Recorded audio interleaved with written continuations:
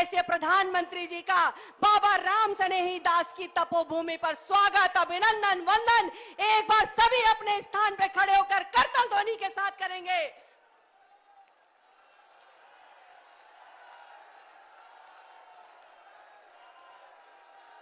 तालियां जोरदार होनी चाहिए, लगना चाहिए मां भारती का लाल तपोभूमि पर कदम रखा है, गड़गड़ाहट रुकनी नहीं चाहिए तालियों की लगातार।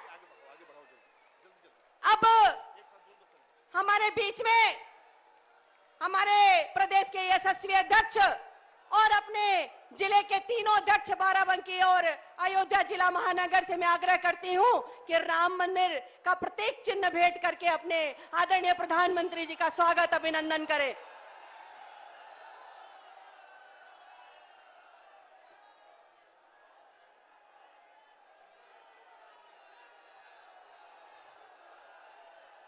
बहुत बहुत धन्यवाद। अब हमारे बाराबंकी और अयोध्या के सांसद, मैं उनसे निवेदन करूंगी कि बाराबंकी का जो गमछा विश्व में भी प्रसिद्ध है, ओडीओपी के में गमछा उड़ाकर अपने आदरणीय प्रधानमंत्री जी का स्वागत, अभिनंदन करें। लल्लू सिंह जी, उपेंद्र सिंह रावत जी।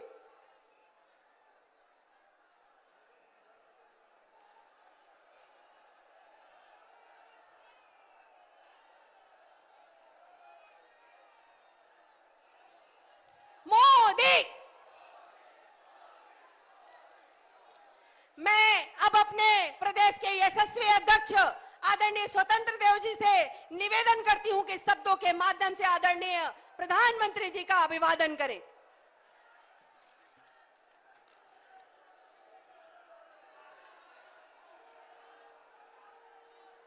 बाराबंकी के इस पावन भूमि पर पधारे 135 करोड़ देशवासियों के सेवक, विश्व के सर्वोच्च नेता माननीय प्रधानमंत्री नरेंद्र मोदी का हृदय से स्वागत, अभिनंदन करता हूं। मित्रों, एक बार अपने स्थान पर खड़ा होकर मोदी मोदी मोदी, माताएं और जोर से। साथियों, माननीय मोदी जी ने प्रधानमंत्री के पद की शपथ लेते ही पंक्ति के अंतिम व्यक्ति के विकास के लिए 24 घंटे सप्ताह में 7 दिन काम करना शुरू किया। सबसे पहले गरीब का हाथ पकड़ के उसका बैंक में खाता खुलवाया, फिर उस बैंक के खाते में बिना बिचौलियों के रुपया भेजने का काम किया। मित्रों, जो परिवार के सर पर छत न होने के कारण रात दिन रोया, उस परिवार के आंसू पोंछकर उनके सपनों का पक्का मकान किसी ने बनवाया तो आदरणीय नरेंद्र मोदी ने बनवाया। मित्रों, जब मां बेटी के सम्मान की किसी ने सवाल उठाया तब मोदी ने शौचालय का निर्माण किया। अब साथियों, जब कोरोना का संकट आया तब मुफ्त राशन और मुफ्त टीकाकरण हुआ। गरीब, शोषित, वंचित, दलितों के, पिछड़ों के सेवक माननीय मोदी जी का मैं बाराबंकी धरती पर हृदय से स्वागत करता हूं। मित्रों, और सादर आमंत्रित करता हूं आदरणीय नरेंद्र मोदी को कि हम सबका मार्गदर्शन करें, अपने स्थान पर खड़े होकर तालियों के गड़गड़ाहट से मोदी मोदी मोदी मोदी मोदी मोदी मोदी मोदी मोदी मोदी मोदी मोदी मोदी मोदी मोदी मोदी।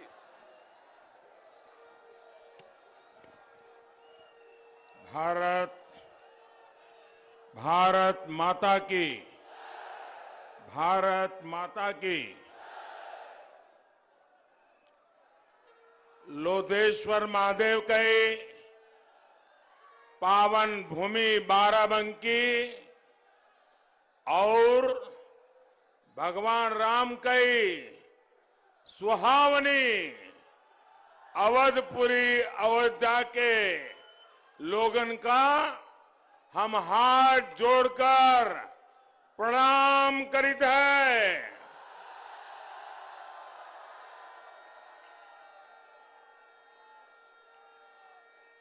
आप सभी के प्यार, आपके इस आशीर्वाद के लिए बहुत बहुत आभार व्यक्त करता हूं। मैं हेलीकॉप्टर से देख रहा था,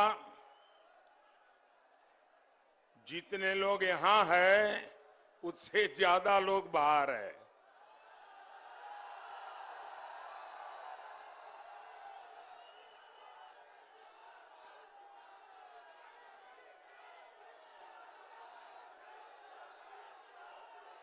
आप इतनी बड़ी तादाद में हम सबको आशीर्वाद देने के लिए आए, इसके लिए मैं फिर से एक बार आपका आभार व्यक्त करता हूं। ये ऊर्जा,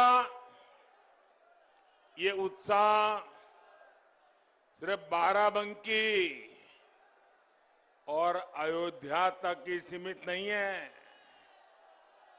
बल्कि आज चौथे चरण में जहां मतदान हो रहा है, वहां के मतदाताओं को भी भारी संख्या में मतदान करते देख करके पूरे देश के लोकतंत्र प्रेमियों को एक विशेष आनंद हो रहा है। और सुबह सुबह बहुत बड़ी तादाद में मतदान के लिए निकले हुए सभी लोगों का मैं अभिनंदन करता हूं। उत्तर प्रदेश में हो रहे ये चुनाव यूपी के विकास के साथ ही देश के विकास के लिए भी उतने ही महत्वपूर्ण है। क्षेत्रफल के हिसाब से भले ही यूपी देश का 7% हिस्सा हो, लेकिन आबादी को देखें तो भारत की 16% से ज्यादा जनसंख्या ये हमारे उत्तर प्रदेश में है। इसलिए यूपी के लोगों का विकास भारत के विकास को गति देता है। यूपी के लोगों का सामर्थ्य भारत के लोगों का सामर्थ्य बढ़ाता है। लेकिन भाइयों और बहनों, यूपी में इतने दशकों तक जिन गौर परिवारवादियों की सरकारें रही, उन्होंने यूपी के सामर्थ्य के साथ इंसाफ नहीं किया। इन गौर परिवारवादियों ने यूपी के लोगों को कभी खुलकर अपना सामर्थ्य दिखाने का अवसर ही नहीं दिया। जब सामान्य मानवी, जब हमारा गरीब मूलभूत सुविधाओं के लिए तरसता रहेगा, तो फिर वो अपनी ऊर्जा आगे बढ़ाने में कैसे लगाएगा। ये गौर परिवारवादी जानते थे कि अगर गरीब के पास उसका घर हो गया, घर में शौचालय बन गया, अगर गरीब के घर में बिजली पहुंच गई, गरीब के घर तक सड़क पहुंच गई, तो फिर ये गौर परिवारवादियों के घर के चक्कर कौन काटेगा, उनके पास कौन जाएगा। ये गौर परिवारवादी चाहते हैं कि गरीब हमेशा उनके चरणों में रहे, उनके ही चक्कर लगाता रहे। हम गरीब की चिंता करते हुए उनके जीवन से मुश्किलें कम करने का काम कर रहे हैं। और इसलिए आज यूपी का गरीब भाजपा के साथ डटकर खड़ा है। एकजुट होकर चुनाव के हर चरण में भाजपा को आशीर्वाद दे रहा है। इसलिए ये लोग बौखलाए हुए हैं, यूपी के लोगों को भ्रमित करने की कोशिश कर रहे हैं, लेकिन इन्हें पता नहीं है कि बीजेपी की जीत का झंडा आज यूपी के गरीब ने खुद इस झंडे को उठा लिया है।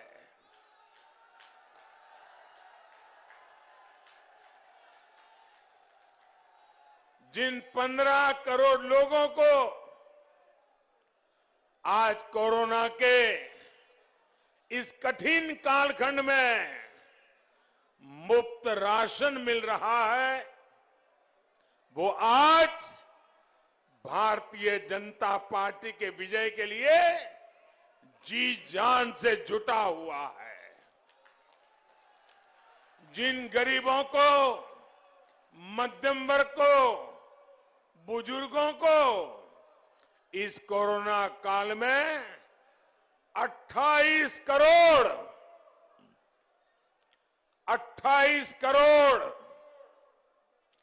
मुफ्त टीके लगे हैं, वो भाजपा के प्रतिनिधि बनकर उसकी जीत सुनिश्चित कर रहे हैं।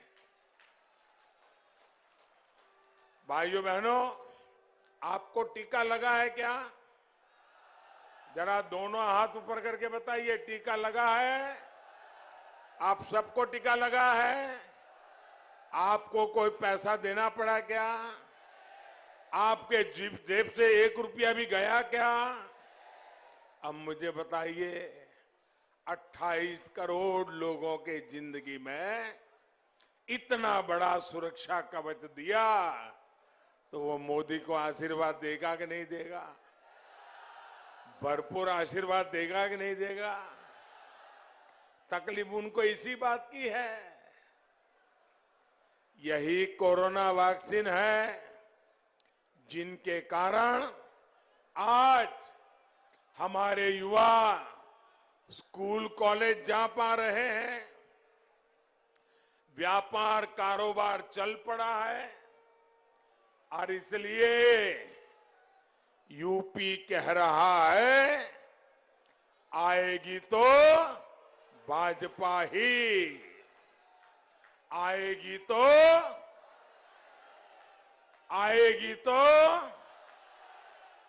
आएंगे तो योगी ही, आएंगे तो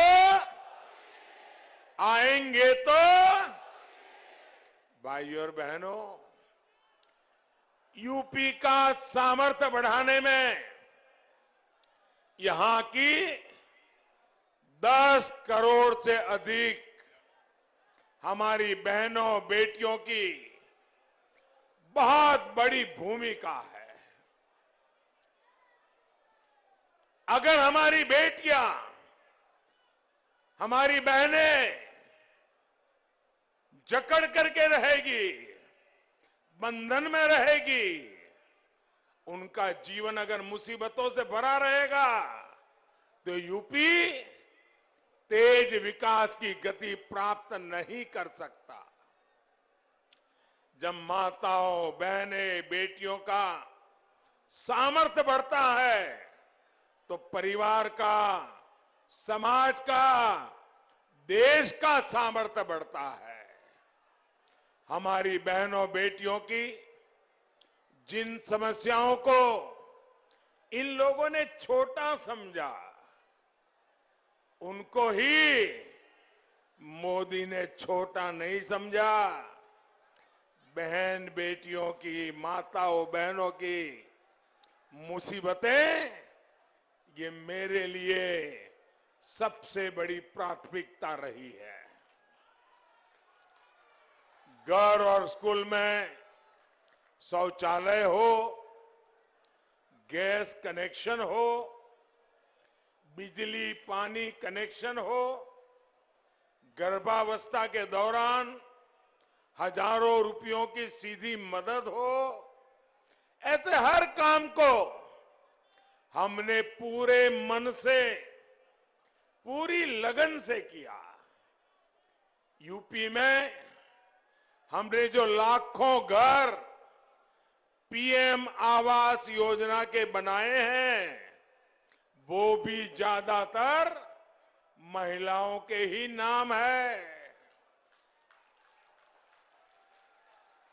और ये जितनी सुविधाएं हमने बहनों को दी है, ये किसी की जाति या मजहब देख करके नहीं दी। सबसे अधिक लाभ अगर इन योजनाओं का हुआ है तो हमारी दलित माताएं बहनें, पिछड़े समाज की माताएं बहनें और मुस्लिम समाज की बहनों को लाभ हुआ है।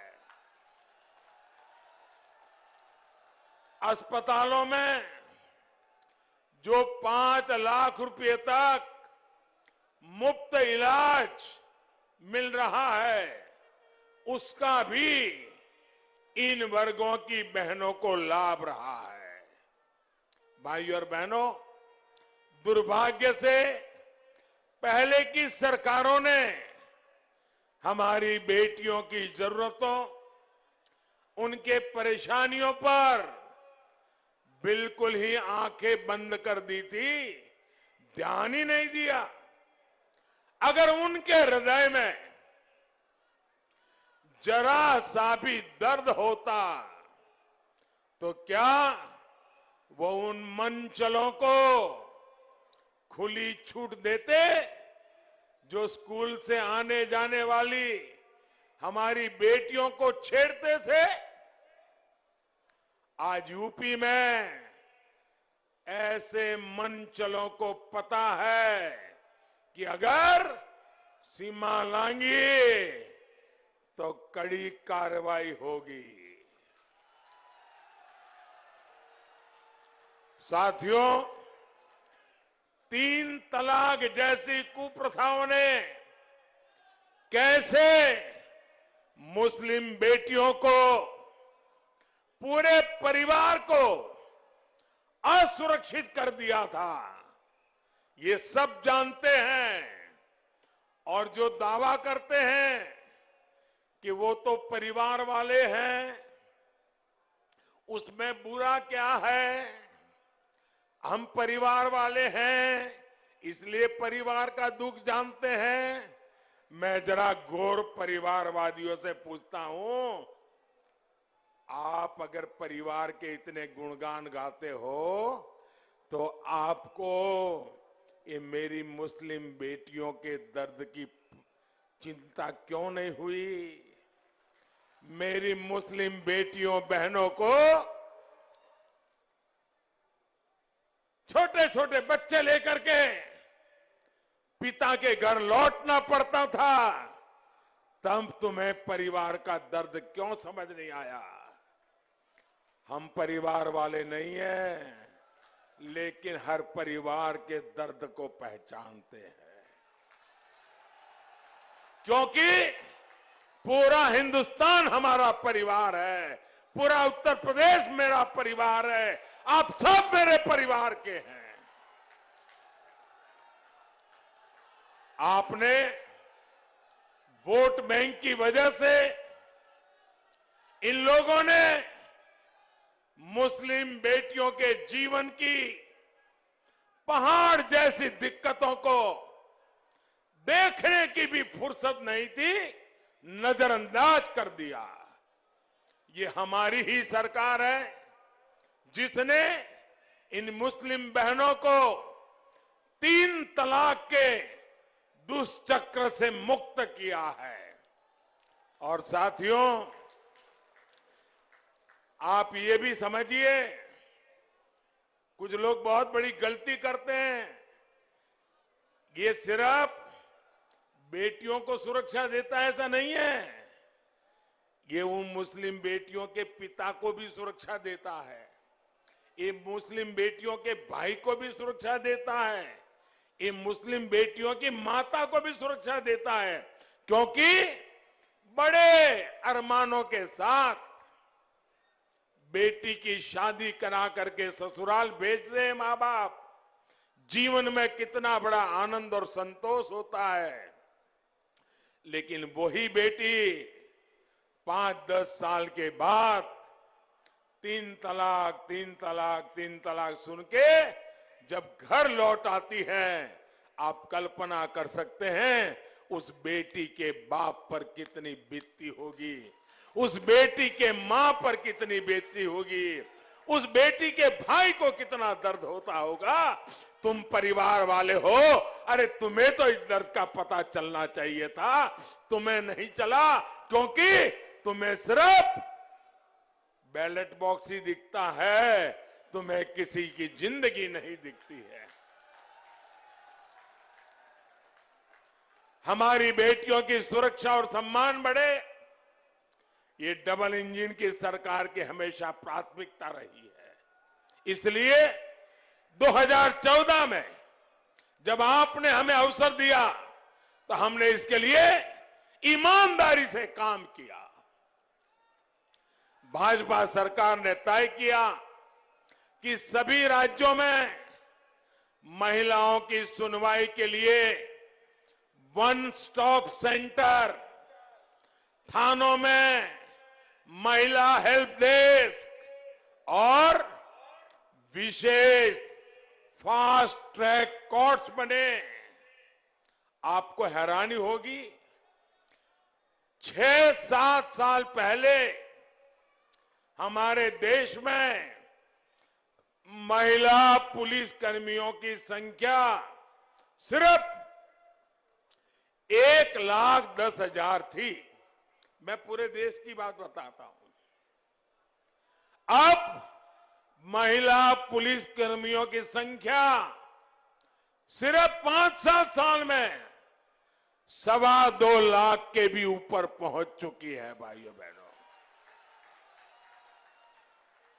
यूपी में इतने दशकों तक कांग्रेस, सपा, बसपा की सरकारें रही, लेकिन योगी जी के आने के पहले उत्तर प्रदेश में करीब करीब 11,000 महिला पुलिसकर्मी थी।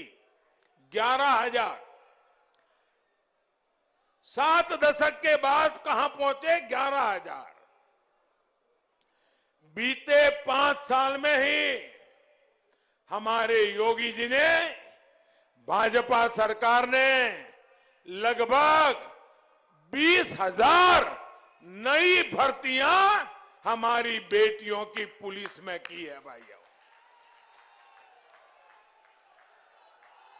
और इतना ही नहीं, हमने पुलिस में ही बेटियों की भागीदारी की ऐसा नहीं, बल्कि सीआरपीएफ, बीएसएफ, ऐसे अर्धसैनिक बलों और सेना में भी हम बेटियों की भागीदारी का विस्तार कर रहे हैं। आज बेटियां ज्यादा से ज्यादा संख्या में कमांडो बनकर देश और समाज को सुरक्षा दे रही है।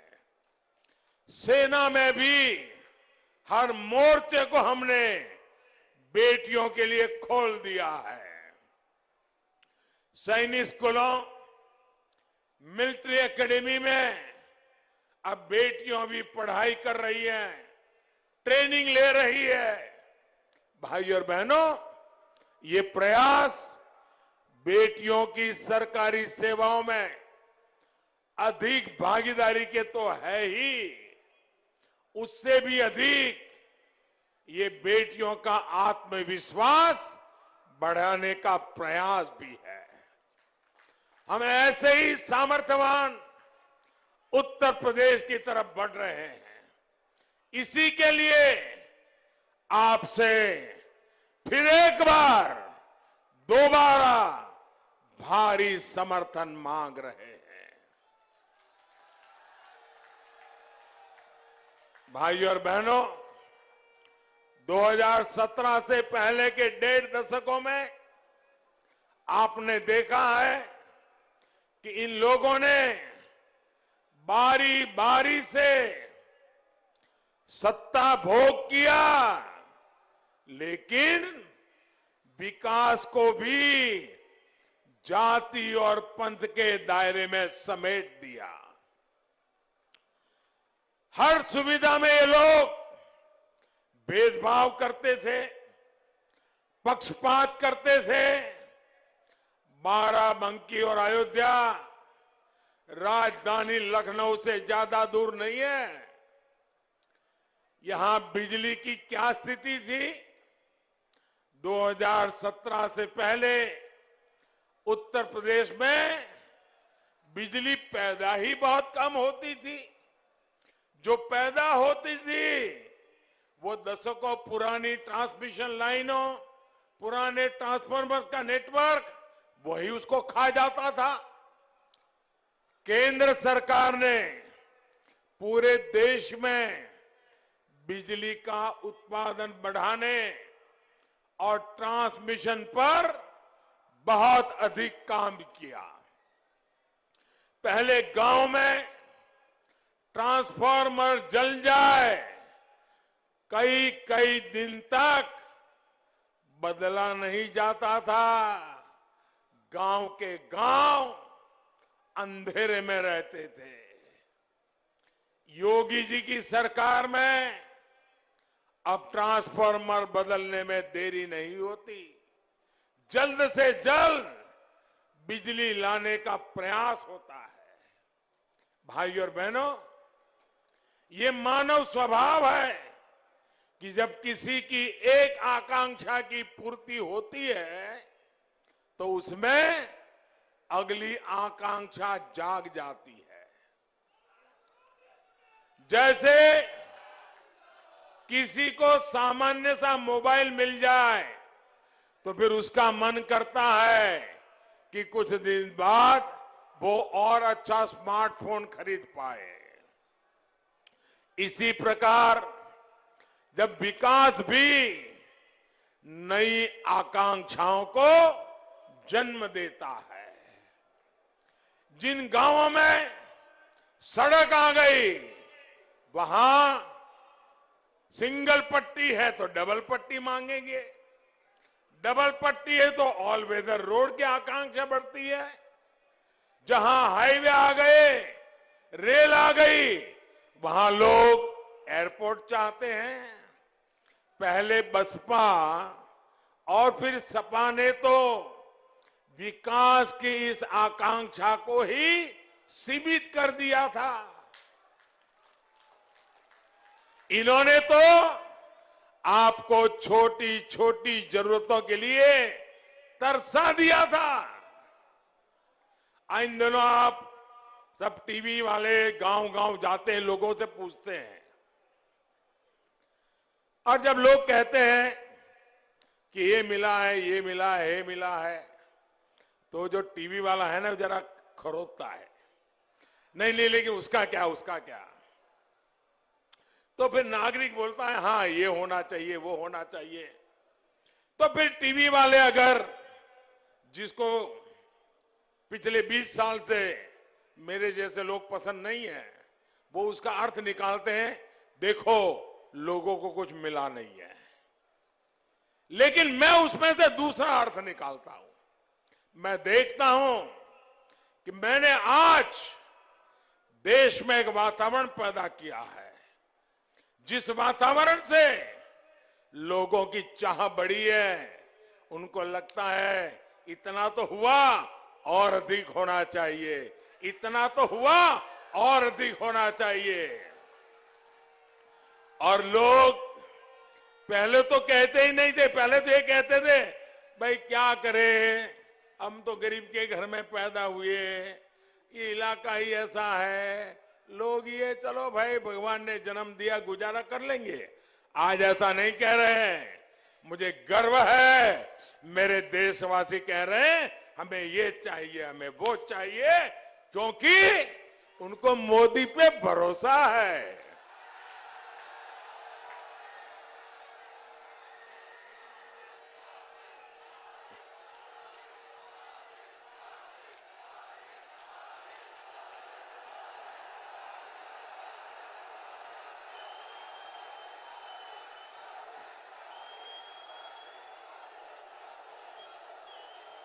भाइयों बहनों, डबल इंजन सरकार आपको बड़े सपने देखने का और उन्हें पूरा करने का प्रोत्साहन दे रही है। पूर्वांचल एक्सप्रेस ऐसा ही एक प्रयास है। ये एक्सप्रेस वे इस पूरे क्षेत्र में रोजगार, व्यापार, कारोबार को गति देने वाला है।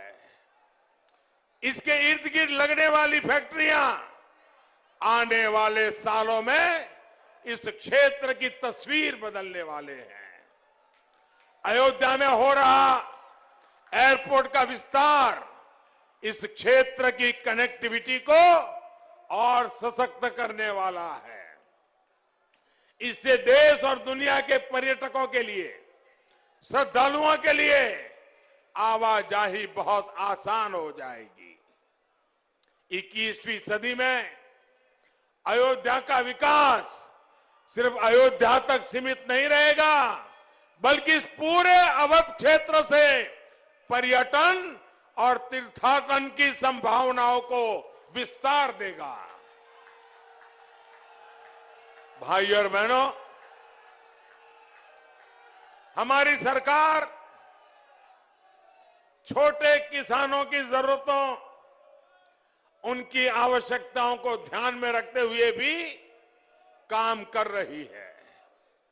हमारे एक किसान साथी फल, सब्जी उगाते हैं, पशुपालन का काम करते हैं। पीएम किसान सम्मान निधि से ऐसे करोड़ों छोटे किसानों की मदद हो रही है। भाइयों बहनों, हम सत्ता में आए उसके पहले, आपने मुझे सेवा करने का मौका दिया उसके पहले, क्या कभी भी आपके कानों पे किसी पॉलिटिकल पार्टी, किसी पॉलिटिकल लीडर के मुंह से छोटे किसान ये शब्द भी सुना था क्या? सुना था क्या? इस देश में 80-90% छोटे किसान हैं, लेकिन देश के राजनेताओं को, देश की सरकारों को छोटे किसानों की परवाह नहीं थी। भाइयों, जिसके पास 1 हेक्टेयर से भी ज्यादा जमीन नहीं है, छोटा सा जमीन का टुकड़ा है, वो भी परिवार बढ़ता है तो बढ़ जाता है, उन छोटे किसानों की चिंता इस देश में एक भी सरकार ने नहीं की थी। पहली बार आज मैं छोटे किसानों के लिए लड़ रहा हूं। भाइयों बहनों, बाराबंकी के ऐसे ही 5 लाख से अधिक किसानों को, छोटे किसानों को हमने जो योजनाएं दी है उसका लाभ मिल रहा है। और आप अंदाजा लगाइए, सिर्फ बाराबंकी में ही हमने कितने रुपए किसानों के बैंक खातों में ट्रांसफर किए हैं। मैं सिर्फ बाराबंकी का बताता हूं, और सीधे उनके बैंक खाते में गए हैं। कोई बिचौलिया नहीं, कोई कटमनी नहीं, कोई मेरा तेरा नहीं, किसान मतलब किसान।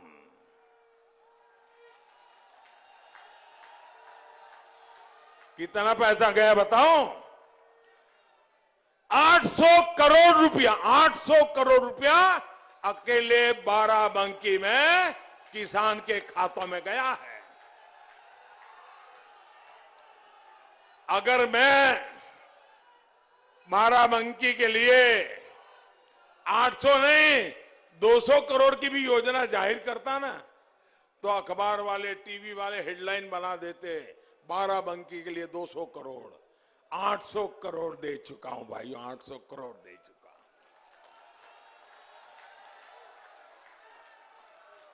हमारी सरकार अपने मेहनत कर किसानों के सामर्थ्य में सहयोग के लिए खर्च कर रही है। साथियों, भाजपा सरकार की कार्य संस्कृति है कि हम समस्याओं के स्थायी समाधान पर बल देते हैं। चीनी की पैदावार अधिक हो गई, अंतर्राष्ट्रीय बाजार में कीमतें गिर गई तो गन्ना किसानों को बहुत समस्या आती है। लेकिन सपा बसपा वालों ने इसका आसान रास्ता निकाला और चीनी मिलों को ही बंद कर दिया। ना रहेगा बांस, ना बजेगी बांसुरी। लेकिन भाजपा की सरकार गन्ना किसानों की समस्याओं के स्थायी समाधान पर काम कर रही है। हमने चीनी मिलों की सेहत तो सुधारी, गन्ने से इथेनॉल पर भी जोर दिया। यानी जब गन्ना ज्यादा हो जाए तो बेकार ना हो जाए, उसे इथेनॉल बनाया जाए ताकि मेरे किसान को परेशानी न हो। इथेनॉल की बिक्री से जो पैसा मिल रहा है वो चीनी मिलों के साथ ही गन्ना किसानों का भी फायदा कर रहा है। साथियों, पशुधन हमारी खेती का अभिन्न हिस्सा है। पशुधन की समृद्धि के लिए हमारी सरकार आजादी के बाद पहली बार, दोस्तों आप देखिए ये सरकारें कैसे चलाते थे, उनकी प्राथमिकताएं क्या थी। आजादी के बाद पहली बार 13,000 करोड़ रुपए की लागत से हमने पशुओं के टीकाकरण का अभियान चला रखा है। हम सिर्फ कोरोना के लिए मनुष्य का टीकाकरण कर रहे हैं ऐसा नहीं, ये खुरपका, मुंहपका, फूट एंड माउथ डिसीज जो हमारे पशुओं को होता है उनको बचाने के लिए 13,000 करोड़ रुपए का टीका अभियान चला रहे हैं भाइयों। हमारी सरकार ने गोबरधन योजना भी शुरू की है। पशुओं के गोबर से बायोगैस बनाने के लिए यूपी में अनेकों प्लांट का निर्माण हो रहा है। इस गोबर से भी किसानों की कमाई होगी और साथ ही उन्हें जैविक खाद भी मिलेगी। खेती का खर्चा कम होगा। भाइयों बहनों, डबल इंजन का काम तेजी से जारी रहे, ये यूपी के विकास के लिए आवश्यक है। इसलिए आपसे मैं आग्रह करने आया हूं, भारी बहुमत से योगी जी को फिर से लाना है।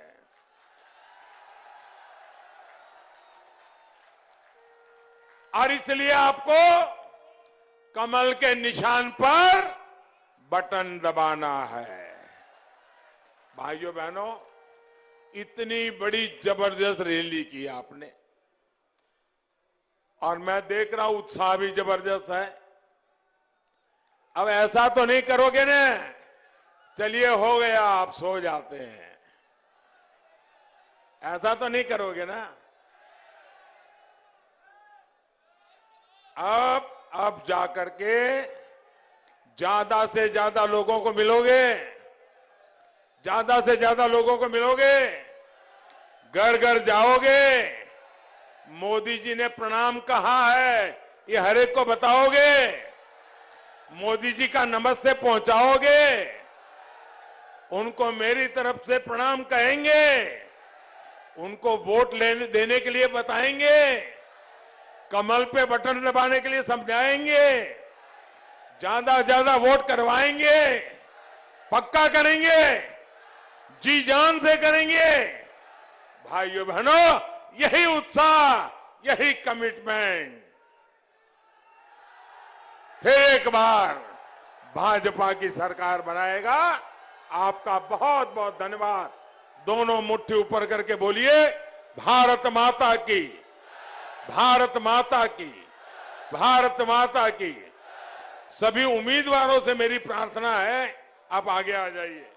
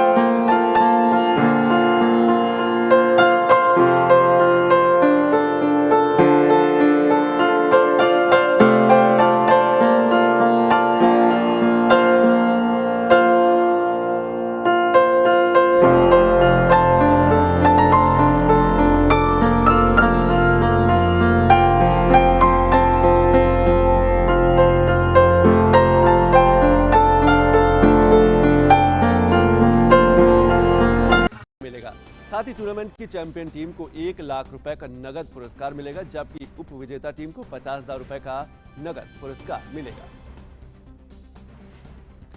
और अब बारी हमारे अगले सेगमेंट लाइव प्राइम की।